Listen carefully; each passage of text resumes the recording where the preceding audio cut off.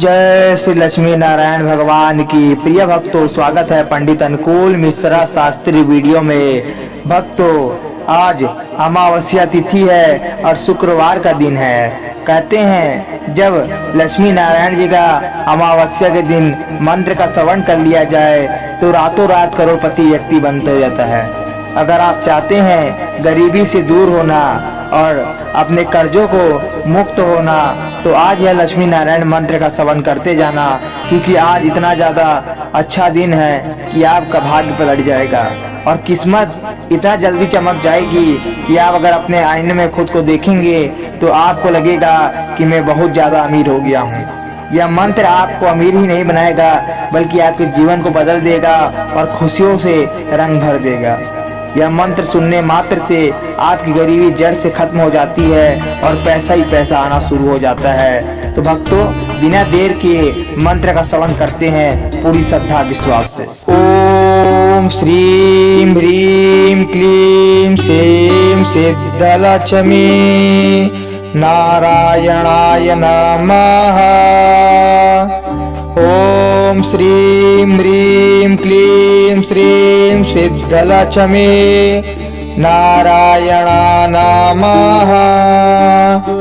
ओम श्रीं ह्रीं क्लीं श्रीं सिद्धलक्ष्मी नारायणाय नमः।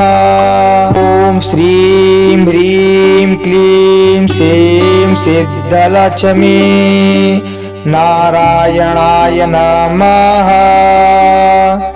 ओम श्रीं ह्रीं क्लीं श्रीं सिद्धलक्ष्मी नारायणाय नमः। ओम श्रीं ह्रीं क्लीं श्रीं सिद्धलक्ष्मी नारायणाय नमः।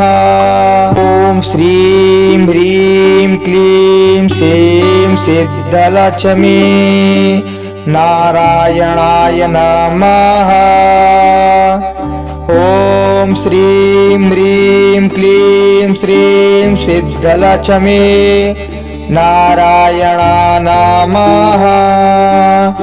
ओम श्रीं ह्रीं क्लीं श्रीं सिद्धलक्ष्मी नारायणाय नमः।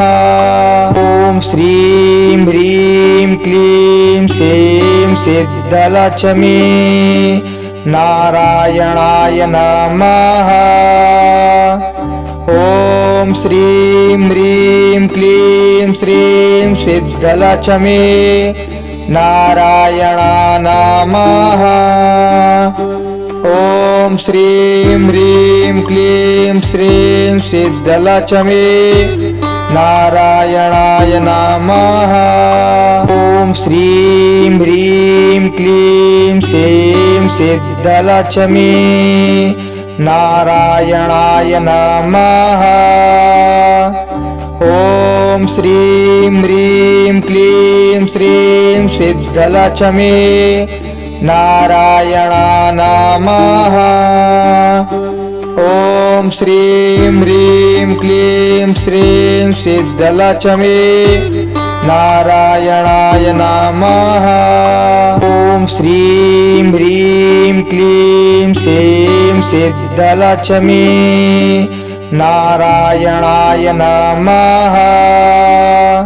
ओम श्रीं ह्रीं क्लीं श्रीं सिद्धलक्ष्मी नारायणाय नमः। ओम श्रीं ह्रीं क्लीं श्रीं सिद्धलक्ष्मी नारायणाय नमः। ओम श्रीं ह्रीं क्लीं श्रीं सिद्धलक्ष्मी नारायणाय नमः। ओम श्रीं ह्रीं क्लीं श्रीं सिद्धलक्ष्मी नारायणाय नमः। ओम श्रीं ह्रीं क्लीं श्रीं सिद्धलक्ष्मी नारायणाय नमः। ओम श्रीं ह्रीं क्लीं श्रीं सिद्धलक्ष्मी नारायणाय नमः। ॐ श्रीं ह्रीं क्लीं श्रीं सिद्धलक्ष्मी नारायणाय नमः। ॐ श्रीं ह्रीं क्लीं श्रीं सिद्धलक्ष्मी नारायणाय नमः। ॐ श्रीं ह्रीं क्लीं श्रीं सिद्धलक्ष्मी नारायणाय नमः। ॐ श्रीं ह्रीं क्लीं श्रीं सिद्धलक्ष्मी नारायणाय नमः। ॐ श्रीं ह्रीं क्लीं श्रीं सिद्धलक्ष्मी नारायणाय नमः। ॐ श्रीं ह्रीं क्लीं श्रीं सिद्धलक्ष्मी नारायणाय नमः। ॐ श्रीं ह्रीं क्लीं श्रीं सिद्धलक्ष्मी नारायणाय नमः। ॐ श्रीं ह्रीं क्लीं श्रीं सिद्धलक्ष्मी नारायणाय नमः। ॐ श्रीं ह्रीं क्लीं श्रीं सिद्धलक्ष्मी नारायणाय नमः। ॐ श्रीं ह्रीं क्लीं श्रीं सिद्धलक्ष्मी नारायणाय नमः। ॐ श्रीं ह्रीं क्लीं श्रीं सिद्धलक्ष्मी नारायणाय नमः। ॐ श्रीं ह्रीं क्लीं श्रीं सिद्धलक्ष्मी नारायणाय नमः। ॐ श्रीं ह्रीं क्लीं श्रीं सिद्धलक्ष्मी नारायणाय नमः। ॐ श्रीं ह्रीं क्लीं श्रीं सिद्धलक्ष्मी नारायणाय नमः। ॐ श्रीं ह्रीं क्लीं श्रीं सिद्धलक्ष्मी नारायणाय नमः। ॐ श्रीं ह्रीं क्लीं श्रीं सिद्धलक्ष्मी नारायणाय नमः। ॐ श्रीं ह्रीं क्लीं श्रीं सिद्धलक्ष्मी नारायणाय नमः। ॐ श्रीं ह्रीं क्लीं श्रीं सिद्धलक्ष्मी नारायणाय नमः। ॐ श्रीं ह्रीं क्लीं श्रीं सिद्धलक्ष्मी नारायणाय नमः। ॐ श्रीं ह्रीं क्लीं श्रीं सिद्धलक्ष्मी नारायणाय नमः। ॐ श्रीं ह्रीं क्लीं श्रीं सिद्धलक्ष्मी नारायणाय नमः। ॐ श्रीं ह्रीं क्लीं श्रीं सिद्धलक्ष्मी नारायणाय नमः। ॐ श्रीं ह्रीं क्लीं श्रीं सिद्धलक्ष्मी नारायणाय नमः। ॐ श्रीं ह्रीं क्लीं श्रीं सिद्धलक्ष्मी नारायणाय नमः।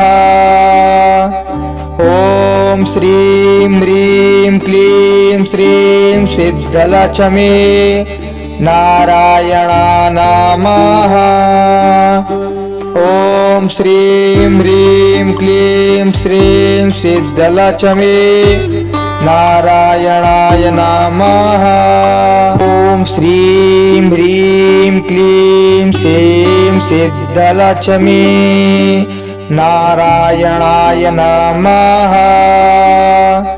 ॐ ॐ श्रीं ह्रीं क्लीं श्रीं सिद्धलक्ष्मी नारायणा नमः। ॐ श्रीं ह्रीं क्लीं श्रीं सिद्धलक्ष्मी नारायणाय नमः। ॐ श्रीं ह्रीं क्लीं श्रीं सिद्धलक्ष्मी नारायणाय नमः। ॐ श्रीं ह्रीं क्लीं श्रीं सिद्धलक्ष्मी नारायणा नमः। ॐ श्रीं ह्रीं क्लीं श्रीं सिद्धलक्ष्मी नारायणाय नमः। अगर वीडियो अच्छी लगी तो वीडियो को लाइक कमेंट शेयर सब्सक्राइब जरूर कर ले और बेल आइकन दबा दे और हमारे चैनल को सपोर्ट करें।